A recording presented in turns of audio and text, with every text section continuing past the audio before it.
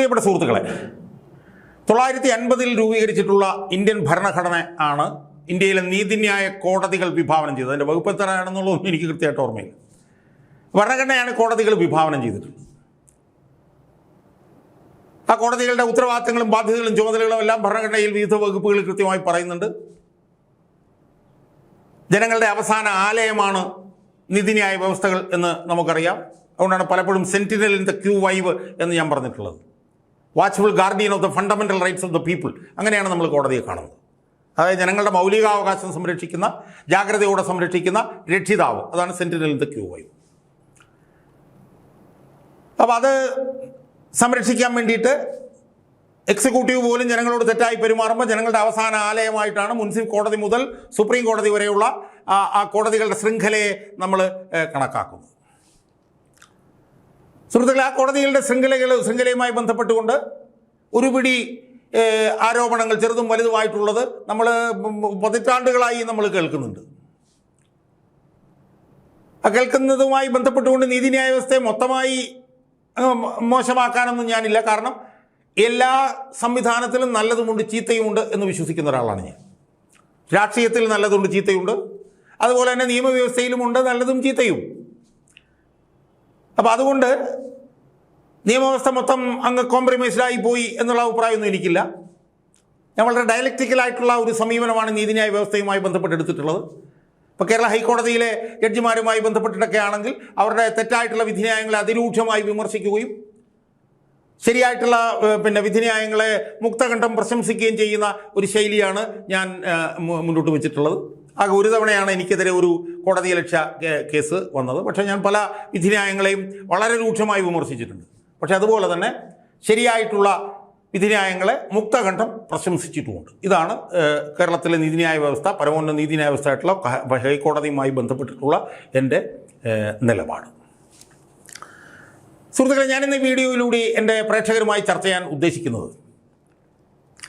കേരള ഹൈക്കോടതിയിൽ 36 ന്യായാധിപന്മാരുണ്ടെന്നാണ് മനസ്സിലാക്കാൻ കഴിയും. അതിലൊരു ന്യായാധിപനെ കുറിച്ചിട്ടാണ് ഞാനിന്ന് ഈ വീഡിയോയിലൂടെ എൻ്റെ പ്രേക്ഷകരുമായി ചർച്ച ചെയ്യാൻ ഉദ്ദേശിക്കുന്നത്. ആ ന്യായാധിപൻ്റെ പേര് ജസ്റ്റിസ് എ ബദറുദ്ദീൻ എന്നാണ്. ആ ന്യായാധിപനെ കുറിച്ച് ഞാൻ പറയുമ്പോൾ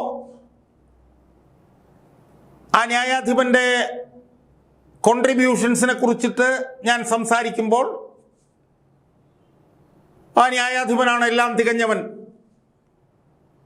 ആ ന്യായാധിപൻ നടത്തുന്ന ഒരു ഒറ്റയാൾ പോരാട്ടമാണ്, ബാക്കിയുള്ളവർ ന്യായാധിപരെല്ലാം മോശക്കാരാണ്, അങ്ങനെ ഒരു നിലപാടൊന്നും എനിക്കില്ല. അത് ശരിയുമല്ല. ഈ ന്യായാധിപനുമായി ബന്ധപ്പെട്ട കാര്യങ്ങൾ ചെയ്യുമ്പോൾ എനിക്ക് വേണമെങ്കിൽ ആ ന്യായാധിപൻ ഒരു ഒറ്റയാൾ പോരാട്ടം നടത്തുന്ന ആളാണ് എന്ന് വേണമെങ്കിൽ പറയാം. പക്ഷെ ഞാൻ അങ്ങനെ പറയുന്നില്ല. കാരണം ആ ന്യായാധിപൻ്റെ വിധിന്യായങ്ങൾ മാത്രമല്ല, മറ്റ് ന്യായാധിപരുടെ വിധിന്യായങ്ങളും പലതും നല്ല വിധിന്യായങ്ങളും മെച്ചപ്പെട്ട വിധിന്യായങ്ങളും ഒക്കെ വന്നിട്ടുണ്ട്. അതുകൊണ്ട് ഈ ന്യായാധിപനാണ് നല്ലത്, മറ്റ് ന്യായാധിപരൊക്കെ മോശം എന്നുള്ള നിലയിൽ ഒന്ന് കാറ്റഗറൈസ് ചെയ്യാനും കമ്പാർട്ട്മെൻ്റലൈസ് ചെയ്യാനൊന്നും ഞാൻ തയ്യാറല്ല. ഹാവിങ് സെഡ് ദാറ്റ്, എനിക്ക് ജസ്റ്റിസ് എ ബദറുദ്ദീനെ കുറിച്ചിട്ട് എൻ്റെ പ്രേക്ഷകരുമായി എനിക്ക് ചില കാര്യങ്ങൾ സംസാരിക്കാം. സുഹൃത്തുക്കളെ, ജസ്റ്റിസ് ബദറുദ്ദീൻ വളരെ താഴ്ന്ന ഒരു നിലവാരത്തിൽ നിന്ന് പടിപടിയായി ഉയർന്നു വന്ന ഒരു ന്യായാധിപനാണ് എന്നാണ് ഞാൻ മനസ്സിലാക്കുന്നത്. അദ്ദേഹത്തിൻ്റെ ജീവിതം ആരംഭിച്ചത് ഒരു ബെഞ്ച് ക്ലർക്കായിട്ടാണ് എന്നാണ് ഞാൻ മനസ്സിലാക്കുന്നത്. ഒരു ദരിദ്ര മുസ്ലിം കുടുംബത്തിൽ നിന്ന് പടിപടിയായി വന്നു. അവസാനം ഈ ജഡ്ജിമാരുടെ പരീക്ഷ എഴുതി പാസ്സായി, അവസാനം LLB എടുത്തു, പിന്നെ പരീക്ഷ എഴുതി പാസ്സായി, ജില്ലാ ജഡ്ജ് ആയി. അങ്ങനെ ഉയർന്ന് ഹൈക്കോടതിയിൽ ജഡ്ജിയായ ഒരു ന്യായാധിപനാണ് ജസ്റ്റിസ് എ ബദറുദ്ദീൻ. സുഹൃത്തുക്കളെ, കേരളത്തിലെ ഹൈക്കോടതിയിലെ ന്യായാധിപനായി കുറച്ച് വർഷങ്ങളായി പ്രവർത്തിക്കുന്ന എ ബദറുദ്ദീൻ അചഞ്ചലമായി പോരാട്ടം നടത്തുന്ന ഒരു പോരാളിയാണ് എന്ന് പറയാൻ എനിക്ക് യാതൊരു മടിയുമില്ല. അദ്ദേഹത്തിൻ്റെ ഒരു അൺഫ്ലിഞ്ചിങ് ആയിട്ടുള്ളൊരു കമ്മിറ്റ്മെൻറ്റ്, അത് നമുക്ക് ഒരു കാരണവശാലും കണ്ടില്ലെന്ന് നടിക്കാൻ പറ്റില്ല. ഇത് മറ്റുള്ളവർക്ക് ഇല്ല എന്നൊന്നും ഞാൻ പറയുന്നില്ല. എൻ്റെ ശ്രദ്ധയിൽ ഇപ്പോൾ ജസ്റ്റിസ് ബദറുദ്ദീനെ കുറിച്ചിട്ട് വന്നപ്പോൾ ഞാൻ ഇതൊന്ന് വിശദീകരിക്കുന്നു എന്ന് മാത്രമല്ല, ജസ്റ്റിസ് ബദറുദ്ദീൻ്റെ ഏതെങ്കിലും ഒരു വിധി നാളെ തെറ്റായി വന്നാൽ ആ തെറ്റായിട്ടുള്ള വിധിന്യായത്തെ വിമർശിക്കാനും ഞാൻ മുന്നിലുണ്ടാകും എന്നുള്ള കാര്യത്തിലും എനിക്ക് സംശയമൊന്നുമില്ല. പല ജഡ്ജിമാരുടെയും നല്ല വിധിന്യായങ്ങളെ അനുകൂലിക്കുകയും തെറ്റായ വിധിന്യായങ്ങളെ വിമർശിക്കുകയും ഞാൻ ഇതിനു മുമ്പ് ചെയ്തിട്ടുണ്ട്. അതുകൊണ്ട് ബദറുദ്ദീൻ എന്ന് പറഞ്ഞ ന്യായാധിപൻ്റെ കാര്യത്തിലും ഞാൻ ഈ നിലപാടായിരിക്കും ഭാവിയിൽ എടുക്കുക എന്നുള്ള കാര്യത്തിൽ എനിക്ക് ആരും തർക്കമില്ല. പക്ഷേ കഴിഞ്ഞ കുറച്ച് നാളുകളായി ജസ്റ്റിസ് എ ബദറുദ്ദീനെ വളരെ ആഴത്തിലും വളരെ ക്ലോസ് ആയിട്ടും നിരീക്ഷിക്കുമ്പോൾ എനിക്ക് കാണാൻ കഴിയുന്ന ഒരു കാര്യം, അനീതിക്കെതിരെ, നിയമവിരുദ്ധമായിട്ടുള്ള പ്രവർത്തനങ്ങൾക്കെതിരെ അവരെത്ര വലിയവരായാലും അവർ ചെയ്യുന്നത് തെറ്റാണെങ്കിൽ അവർ ചെയ്യുന്നത് തെറ്റാണ് എന്ന് പച്ച പരസ്യമായി പറയാനും ശക്തമായ നിലപാടെടുക്കാനും ഒരു മടിയുമില്ലാത്ത ഒരു ന്യായാധിപനാണ് ജസ്റ്റിസ് എ ബദറുദ്ദീൻ എന്നുള്ളതുകൊണ്ടാണ്. അദ്ദേഹത്തിന് ഒരു രാഷ്ട്രീയമുള്ളതായിട്ട് എനിക്ക് തോന്നുന്നില്ല. കാരണം ഇടതുപക്ഷത്തെയും അദ്ദേഹം വിമർശിച്ചിട്ടുണ്ട്, അദ്ദേഹം വലതുപക്ഷത്തെയും വിമർശിച്ചിട്ടുണ്ട്. അതുകൊണ്ട് അദ്ദേഹത്തിന് ഒരു രാഷ്ട്രീയമുണ്ട് എന്നൊന്നും ഞാൻ വിശ്വസിക്കുന്നില്ല. അദ്ദേഹത്തിൻ്റെ മിക്കവാറും അടുത്ത കാലത്ത് വന്ന വിധിന്യായങ്ങളൊക്കെ ഞാൻ വായിച്ചിട്ടുണ്ട്. വളരെ പണ്ഡിതോചിതമായിട്ടുള്ള വിധിന്യായങ്ങളാണ് എന്ന് പറയുന്നതിൽ എനിക്ക് യാതൊരു മടിയുമില്ല. നിയമത്തിൻ്റെ തലത്തിൽ നമ്മൾ നോക്കിയാൽ വളരെ ഈ പറഞ്ഞതുപോലെ അക്കാഡമിക്കായിട്ടൊക്കെ നോക്കിയാൽ പോലും വളരെ ഉന്നത നിലവാരം പുലർത്തുന്ന വിധിന്യായങ്ങളാണ് അദ്ദേഹത്തിൽ നിന്ന് അടുത്ത കാലത്ത് വന്നിട്ടുള്ളത് എന്നുള്ള കാര്യത്തിൽ എനിക്ക് ആരും സംശയവുമില്ല.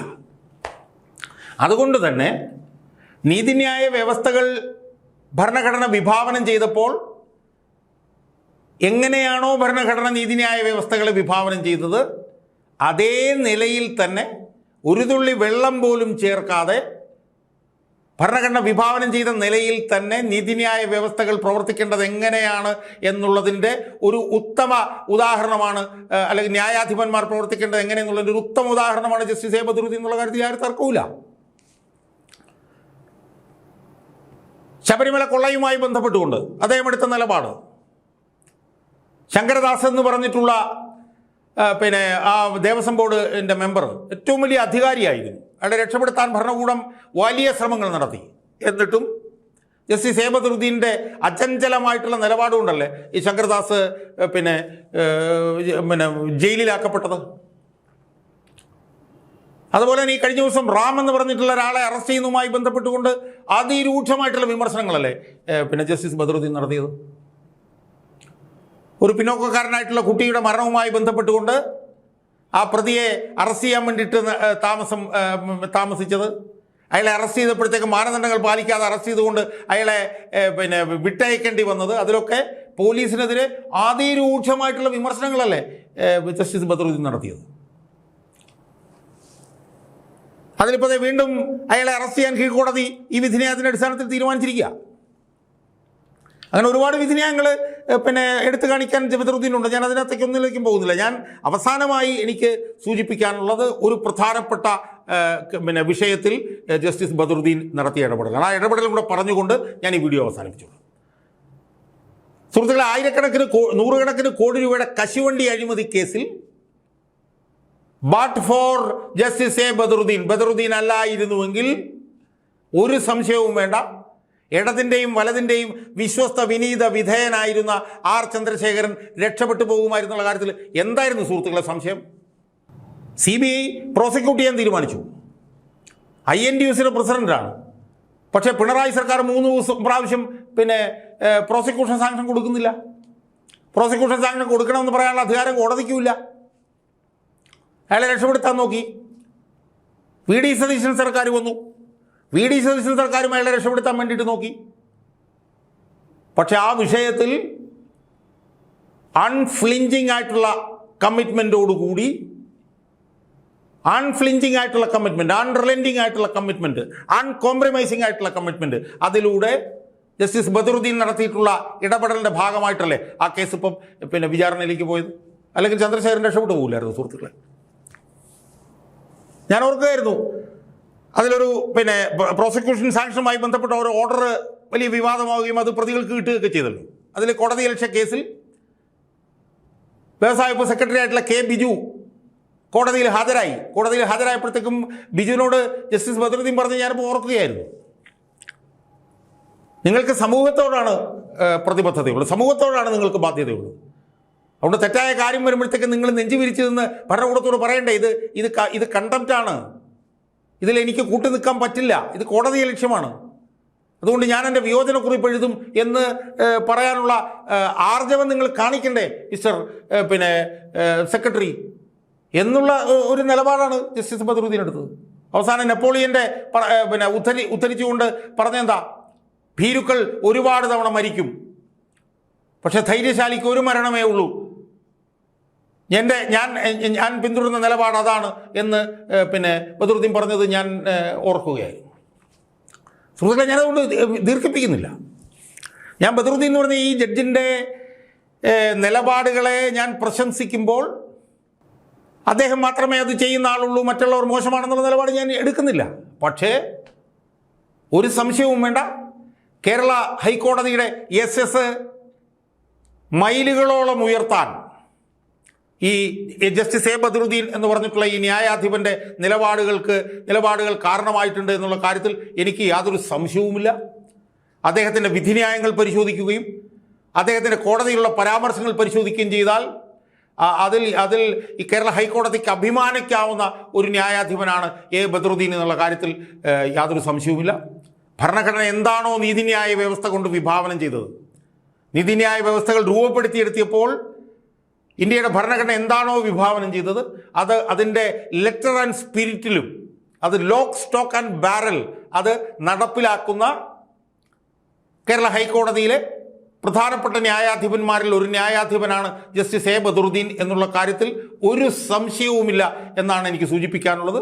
അതുകൊണ്ട് ഇനിയും കേരള ഹൈക്കോടതിയിൽ ഇരിക്കുന്നിടത്തോളം കാലം, ഒരുപക്ഷെ സുപ്രീം കോടതിയിലും അദ്ദേഹം പോകണം എന്നാണ് എൻ്റെ ആഗ്രഹം. ആ സമയത്തൊക്കെ തന്നെ ഇതുപോലെ പോസിറ്റീവായിട്ടുള്ള, ഇതുപോലെ നിസ്വർക്ക് വേണ്ടി, ദരിദ്രർക്ക് വേണ്ടി, നിയമവിരുദ്ധമായി പ്രവർത്തിക്കുന്നവർക്കെതിരായിട്ട് ഒക്കെ തന്നെ ഒട്ടേറെ വിധിന്യായങ്ങൾ ഇനിയും അദ്ദേഹത്തിൽ നിന്ന് വരും എന്ന് ഉള്ള പ്രതീക്ഷയിൽ ഞാൻ ഇന്ന് ഈ വീഡിയോ ഇവിടെ അവസാനിപ്പിക്കും.